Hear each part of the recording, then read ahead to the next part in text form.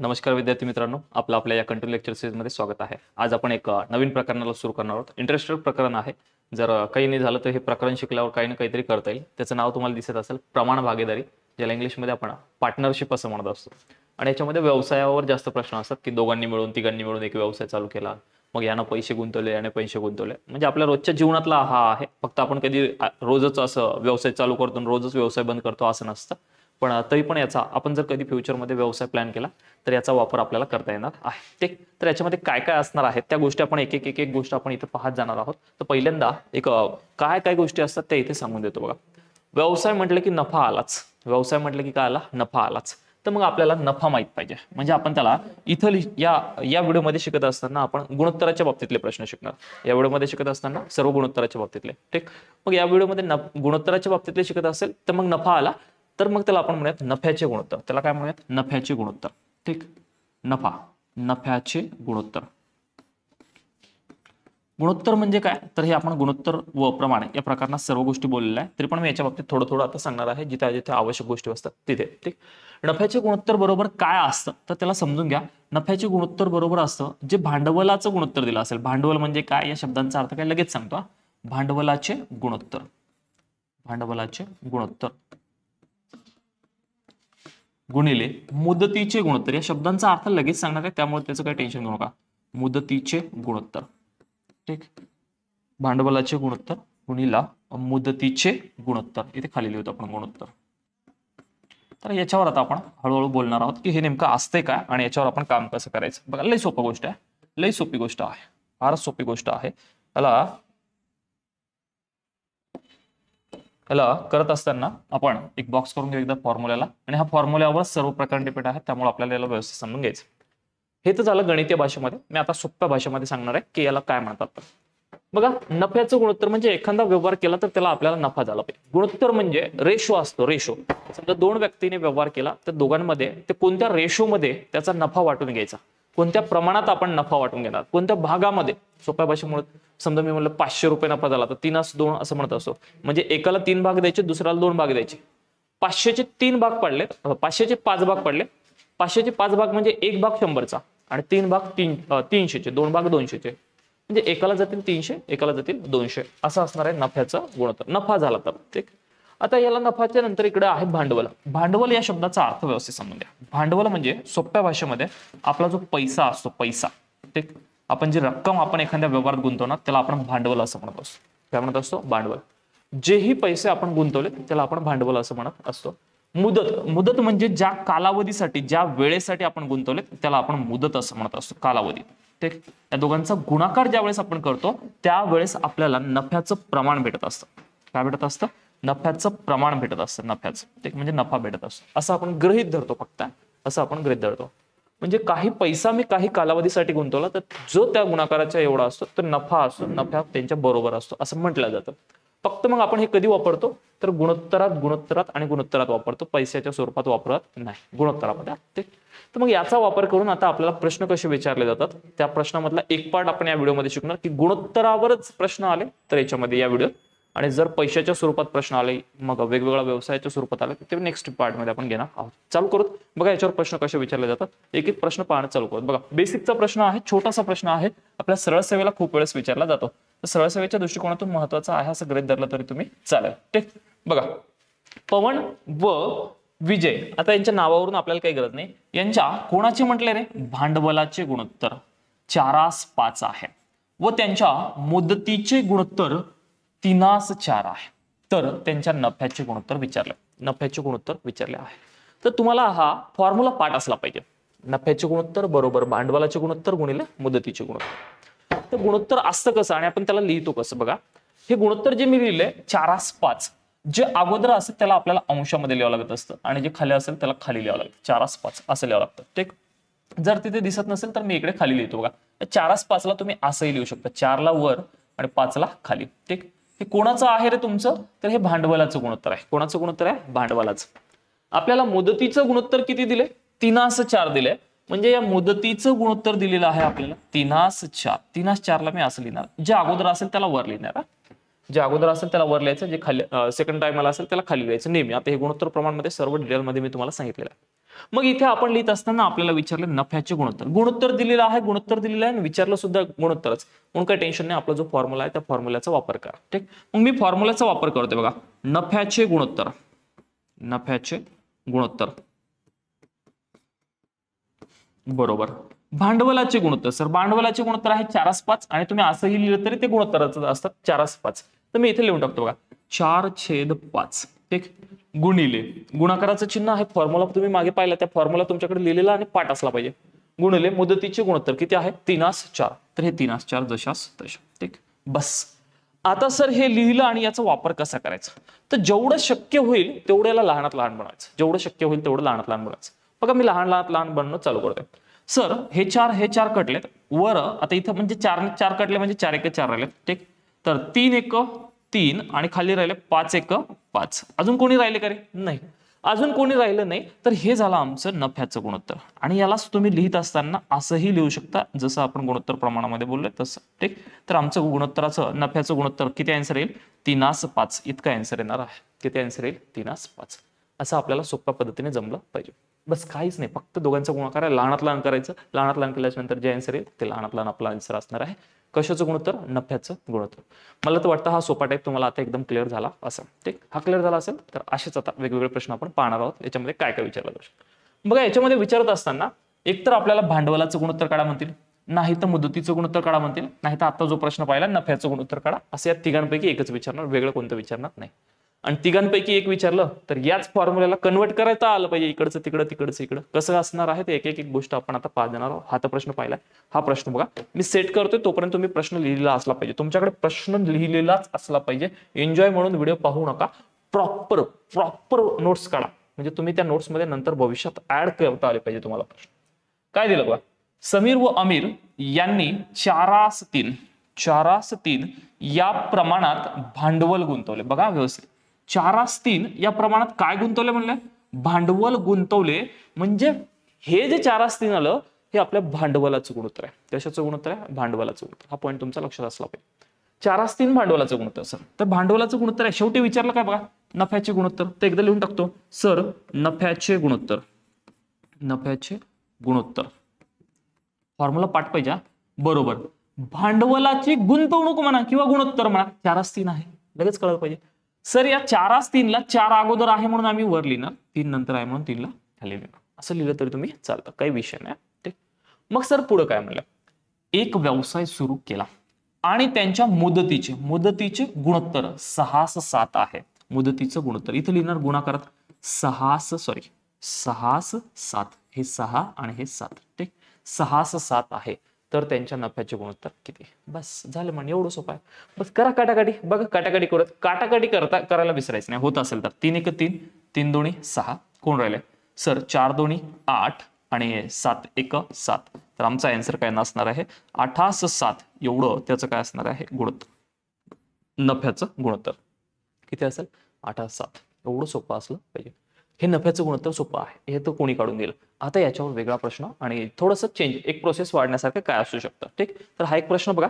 त्या प्रश्नाला मी सेट करतोय तोपर्यंत तुमचं लिहिणं झालेलं असलं पाहिजे. ठीक, बघा ए आणि बी यांनी आपले भांडवल 2/3 या प्रमाणात गुंतवलेत. कोणत्या प्रमाणात गुंतवले रे? 2/3. कोण? तर भांडवल गुंतवलेत. आता मी इथे एकदा पूर्ण फॉर्म्युला लिहून टाकतो आपला. नफ्याचे गुणोत्तर, कोणाचे? नफ्याचे गुणोत्तर, नफ्याचे गुणोत्तर बरोबर भांडवलाचे गुणोत्तर, भांडवलाचे गुणोत्तर गुणिले मुदतीचे गुणोत्तर. हा तुमचा पाठ असला पाहिजे. आता एवढा प्रश्नापुरता मी लिहिलाय, पुढच्या प्रश्नापासून तुमचा पाठ असला पाहिजे. मुदतीचे गुणोत्तर. सर आम्हाला भांडवलाचं गुणोत्तर किती दिलं ते एकदा बघा. भांडवल किती दिले रे? 2/3. 2 अगोदर आहे म्हणून 2 ला वर येईल, 3 नंतर आहे म्हणून 3 ला खाली येईल. 2 अगोदर आहे म्हणून 2 वर, 3 खाली आहे म्हणून खाली. नंतर मुदतीत गुंतवले वर्षाच्या, भांडवल 2/3 वर्षाच्या मुदतीत गुंतवले. इथले महत्वाचं आहे हा शब्द बघा. जसं मी आता विचार करता करता थोडंसं मी शॉर्ट प्रश्न पूर्ण न वाचता मग मी लगेच लिहिलं ना, तसं तुम्ही लिहिले नाही पाहिजे. बघा व्यवस्थित समजून घ्या इथं काय चुकलं. तर मी जशी चूक केली तशी तुमची चूक व्हायला नकोय. बघा मी प्रश्न पूर्ण वाचला नाही, त्यामुळे मी थोडंसं चुकल्यासारखं झालंय. तर तुम्ही हे चुकायला नकोय, प्रश्न पूर्ण वाचायचा. बघा सर तुम्ही प्रश्न पूर्ण वाचला नाही असं का बरं म्हणताय, तर मी काय म्हणतोय बघा. ए आणि बी याने आपले भांडवल म्हणजे आपला पैसा 2/3 या वर्षाच्या मुदतीत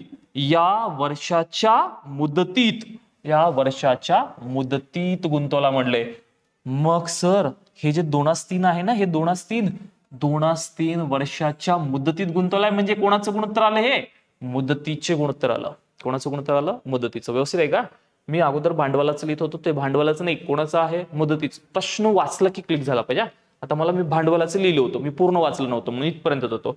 सर मुदतीचे गुणोत्तर 2/3 आहे म्हणून इथं 2/3 गुणाकारात चिन्ह जशास तसं, बरोबरचं चिन्ह जशास.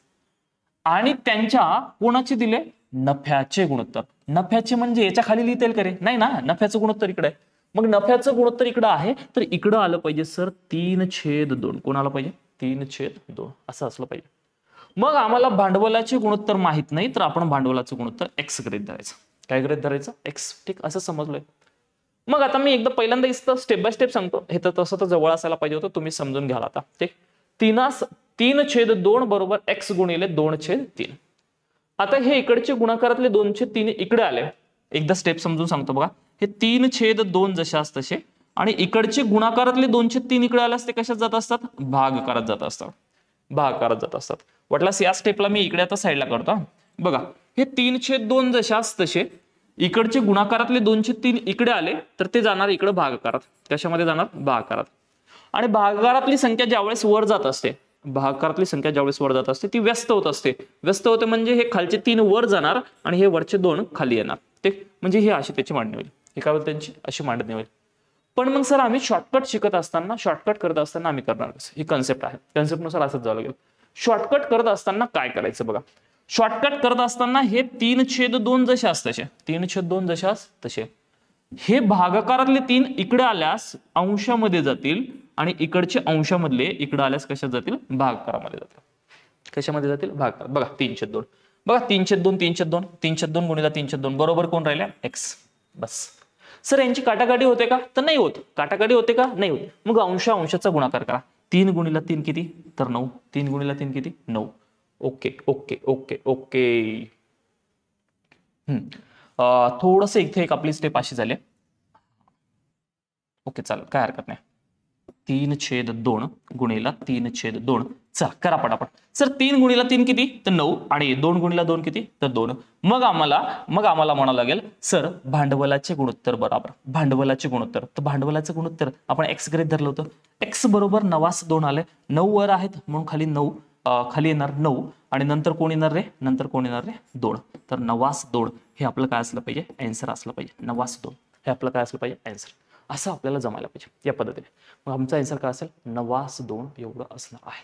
अपेक्षित आहे तुमच्याकडून हे तुम्हाला बऱ्यापैकी आणि एकदम 100% क्लिअर झाला असेल. 100% झालंच पाहिजे, काहीच नाही. बघा 3/2 आहे, इकडचे 3 आहेत, तिकडे गेल्यास वर जातील, तिकडचे 2 आहेत, तिकडे आल्यास खाली जातील. अंशाचा गुणाकार, छेदाचा गुणाकार 9/2.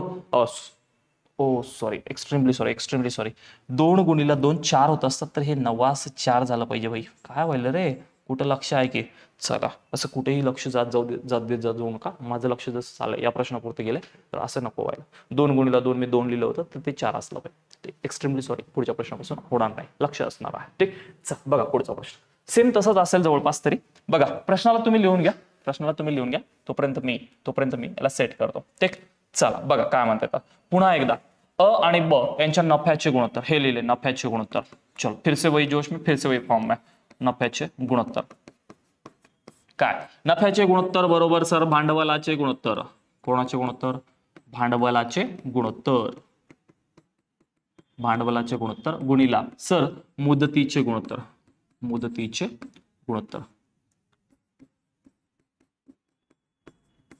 ओके सर, नफ्याचे गुणोत्तर बरोबर भांडवलाचे गुणोत्तर गुणिला नफ्याचे गुणोत्तर. ठीक, चला बघा सर नफ्याचं गुणोत्तर किती दिले, आणि ब यांच्या नफ्याचे गुणोत्तर एकास 4 आहे. एकास 4 आहे तर 1 जातील वर, खाली येतील 4. हे लिहून टाकले. बरोबर सर. एकाच 4 आहे व मुदतीचे गुणोत्तर 5/60 आहे. मुदतीचे आहे म्हणजे या मुदतीचे आहे. इथे लिहूयात गुणोत्तर 5/60 म्हणून वर 5 खाली किती 8. वर 5 खाली किती 8.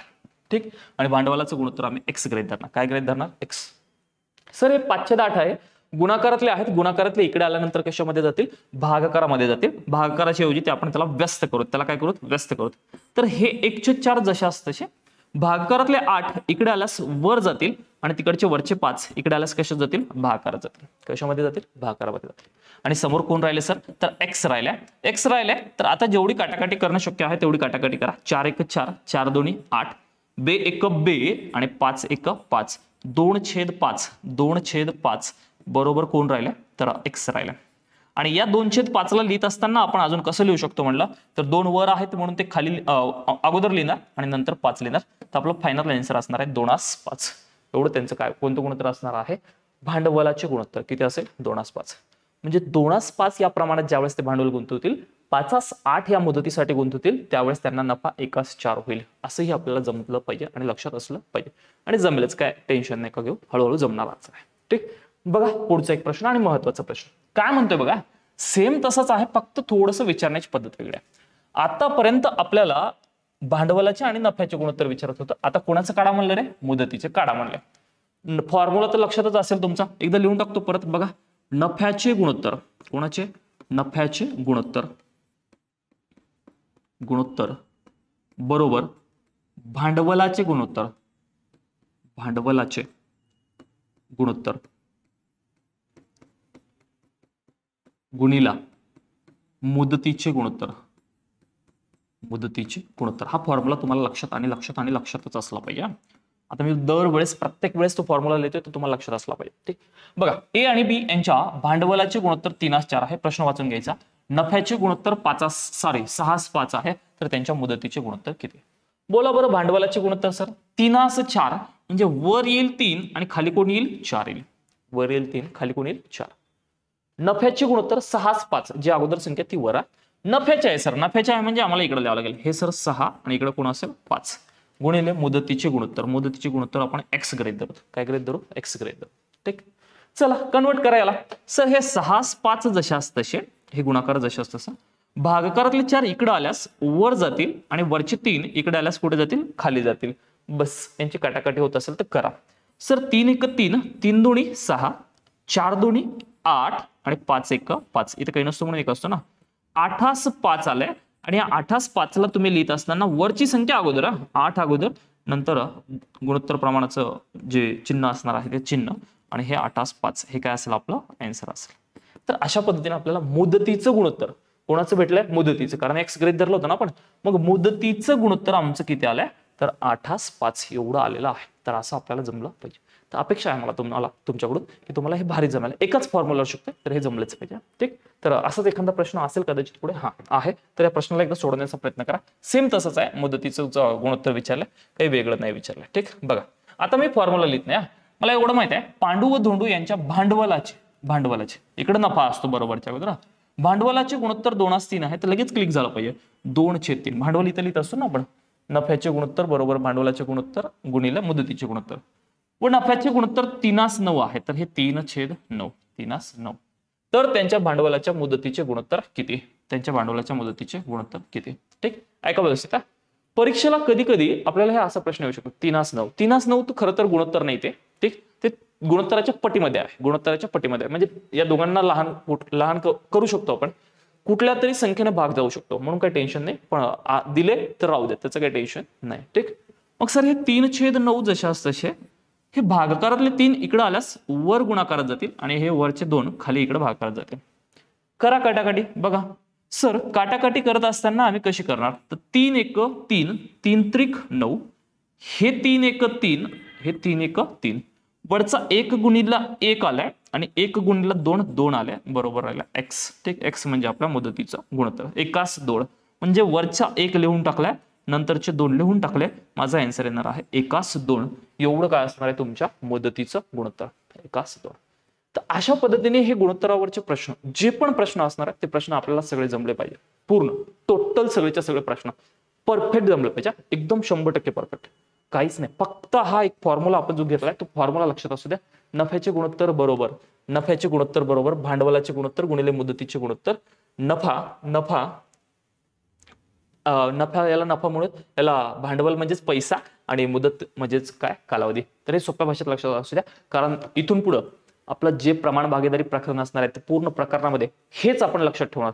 नफा बरोबर भांडवल गुणिले पैसा, हे शब्द तुमच्या लक्षात असू द्या. ठीक. तर चला या पार्टमध्ये इथेच थांबू. आपण पुढचा पार्ट घेऊन येणार आहोत, एकदम भारी पार्ट असणार आहे तो, याच्यावरचे पुढचे प्रश्न. ठीक. थांबूत, भेटत पुढच्या पार्टमध्ये. सर्वांना जय हिंद, धन्यवाद.